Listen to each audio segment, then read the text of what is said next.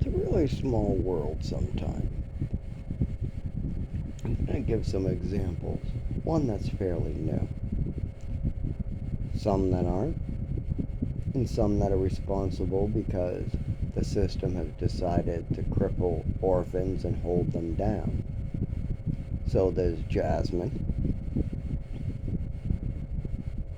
there's Gabby. That's not the one I'm thinking of.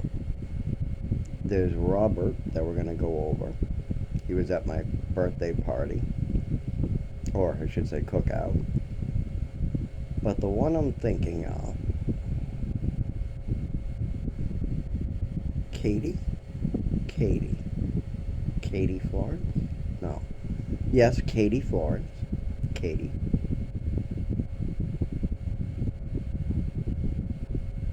Haley. So, all these people I just named, I met when I was in Westford, and then continued to run into still to today in weird ways. Like, we'll start with Robert, and excuse the Nicorette lozenge I have in my lip. It's too sweaty to hold on a patch. I vomited this morning, and the mold is really bad. Anyways, Robert.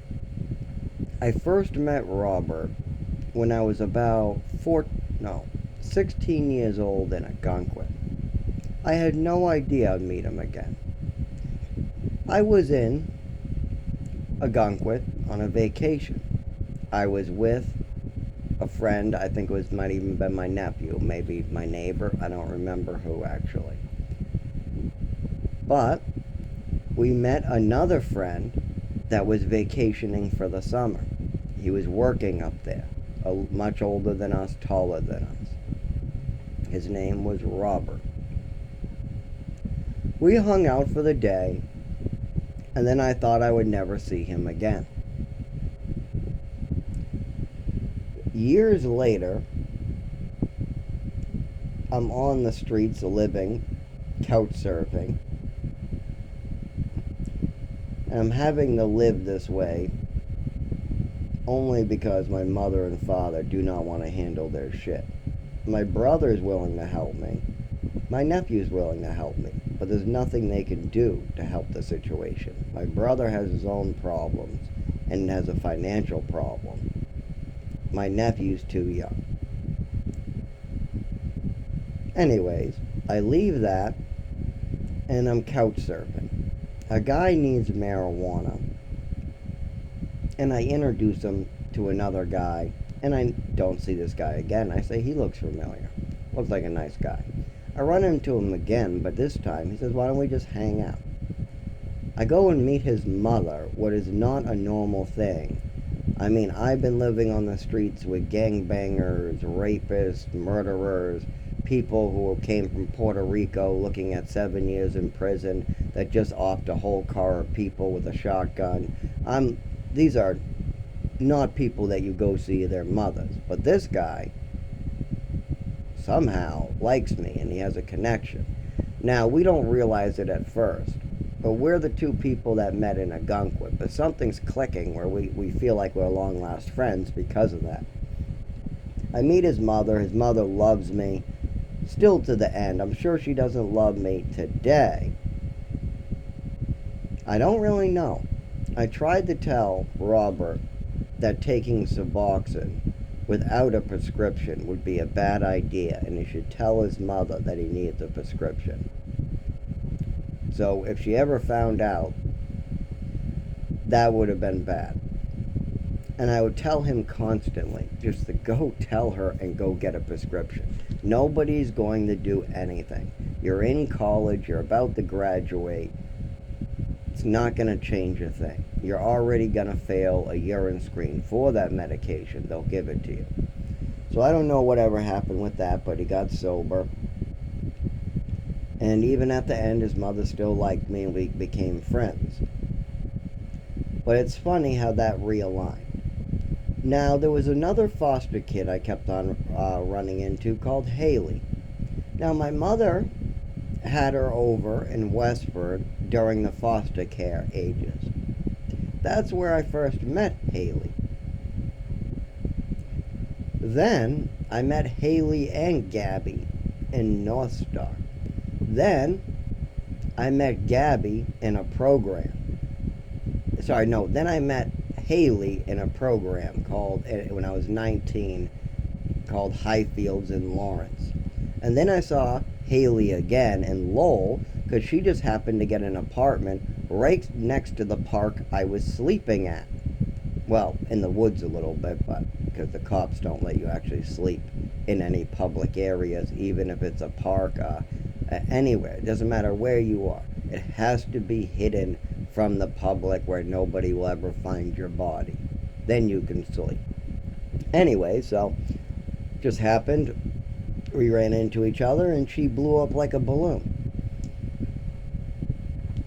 Now, Gabby from North Star at the age of 12, I ran into her again in middle school. And then her picture was on the wall, and she just got thrown out of her high school and her home at the age of 18 years old, the year before she graduated, because she wouldn't break up with her boyfriend. And now she's a prostitute in Lowell. How do I know that? Because if I didn't go to high school with her, if I went to a work to school program there, and I already graduated from a different school, and she was kicked out right when I came in, and I just found this out the day I came in, that Gabby went to school there and was thrown out the previous day, and there's pictures of her everywhere on the walls, then how would I know her boyfriend, Kenny McGoughlin, and that she was a prostitute? Because I ran into her again when I was in Lowell. So these are all different towns. These are different states. Rob I met in Lowell, and I met him previously in Algonquin. Gabby I met in North Star, and that's a totally different program, nowhere near Lowell. I'm coming out of it in Chelmsford. Other people are coming out of it in Boston, all over the place. And the school she goes to is in Tewksbury, and she lives an hour from me. So why, oh why, would all these children, orphan children, who are in foster care, end up on drugs at a young age, end up having problems with medications and getting dizzy and having mental illnesses from those medications, and going in all these same programs that give a lesser education or have problems with them? And why are all these children on Social Security at 20 years old when they're by themselves with no parents other than me, because my father took the money and ran?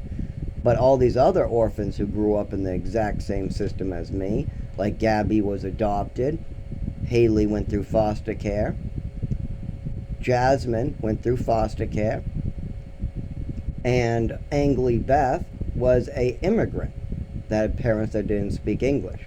And all of us saw how psychiatrists and big pharma used us to suck money out of the government, out of Mass Health and other programs. And this has been happening way before the 90s started. When are we going to do something about crippling orphans and fucking with their heads? Isn't that a bad thing? Shouldn't we not be making people crazy at a young age until they're adults who can't take care of themselves? I mean, do we just not want these people at the top? Is that what it is? The poor people don't get a chance anymore, so we go in and take their children and destroy their children's lives on purpose? Because I've seen all these different people end up all in the same locations, dying in the woods. All of them. All these kids started out 5 years old, getting taken from their mothers and put in an orphanage. 7 years old in foster care. By 8 years old, getting adopted or having some type of foster family that takes them in. By 12 years old, they're heavily medicated, they're confused, they're dizzy, they're sick. All of us are talking about how the medications are making us sick at school. We're all trading stories, and we're all telling the doctors, and all the doctors are doing is doubling the doses. If we tell a doctor we're getting sick, then he shuts us up by doubling the doses. And this is going on and on and on. And if your roommate makes up a story about you not taking your meds, they'll hold you down and give you a double dose with absolutely no evidence, no proof, other than a 5-year-old, 10-year-old story. So, that's probably why I keep on running into Haley, Gabby, Jasmine throughout my childhood. I saw a lot of them at age 7, age 8, age 9 through foster care, through the orphanages, but I also ran into them through the SPED schools, the schools for disabled children. But see, they had a school for actually disabled children in part 3. There's part 1, part 2, part 3. Part 3 was for disabled children. Part 2 was for children that came from foster care, like my girlfriend Jasmine and my other girlfriend, what was her name? Deanna St. Peter. Both of them were in foster care, and both of them ended up on building 2 at some time or another. Me, I ended up building 1, what was a mixture of kids either in programs still with no foster parents, no adopted parents, or a lot of kids with adopted parents.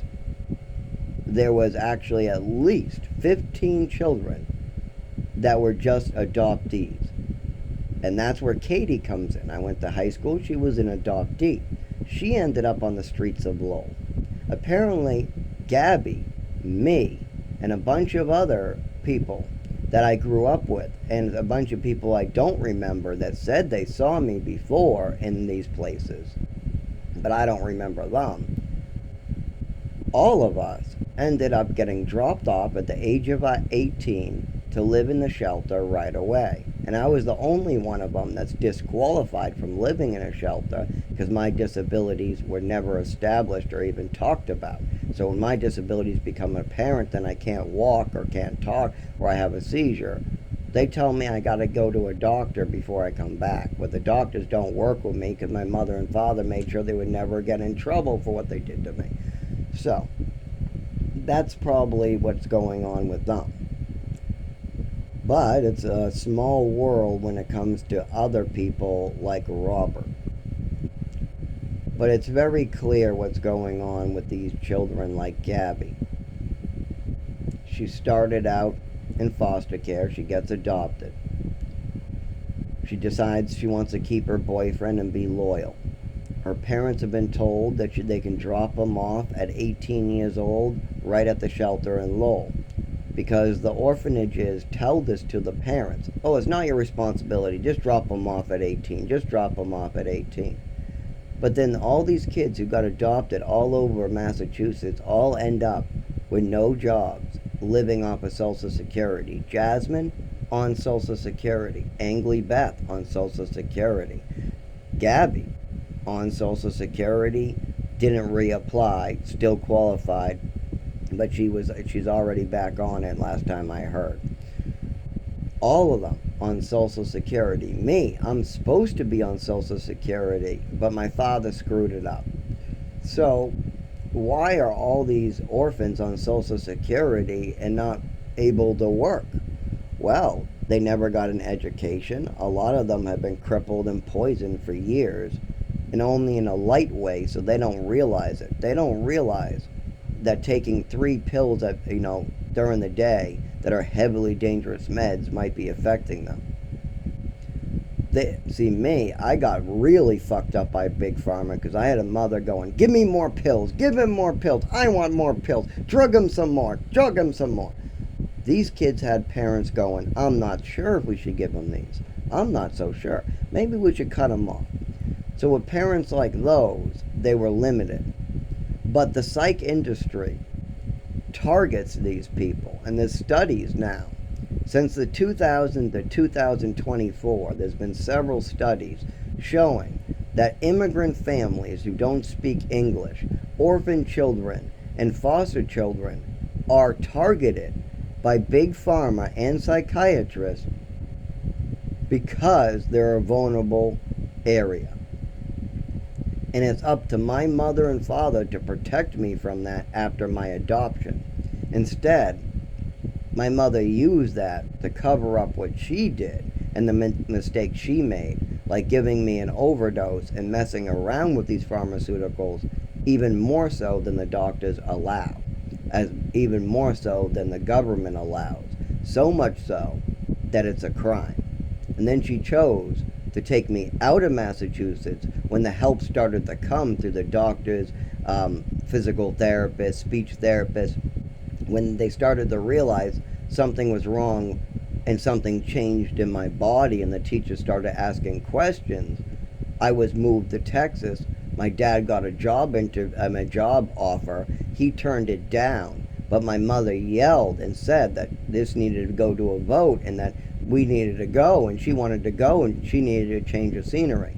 And then she took a little 7-year-old child who she's literally just brainwashed and did terrible things to, and told them to stick to the answer yes. The kid's going yes, no, maybe, yes, no, maybe.